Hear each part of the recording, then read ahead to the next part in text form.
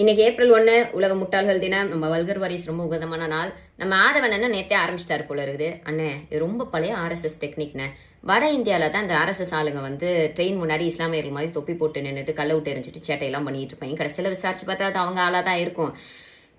இதையானே நீ பொலிட்டிக்கல் ஸ்ட்ராட்டஜின்னு சொல்லி work out பண்ணிட்டு இருக்க? ரொம்ப பழைய ஆதி காலத்து டெக்னிக்னே.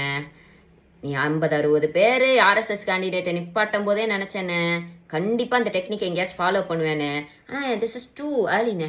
நேற்று இந்த 30 நிமிஷம் சிசிடிவி ஃபுட்டேஜா உடனே காமிச்சு சும்மா மாஸ் பண்ணிட்டேனே.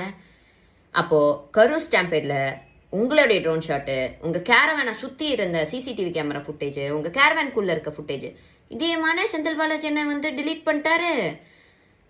தேர்தலில் வந்துட்டு திமுகவுக்கு நிறைய வேலை இருக்குன்னு, எங்களுக்கு திருவிழா மாதிரி நாங்கள் செஞ்ச அச்சீவ்மெண்ட்ஸு, அடுத்த வளர்ச்சி திட்டங்கள் இதெல்லாம் வந்து மக்கள்கிட்ட சேர்க்கலான்னு பார்த்தா குறுக்கால மறுக்காலம் இப்படி நடந்துட்டு இருக்கேன்னு.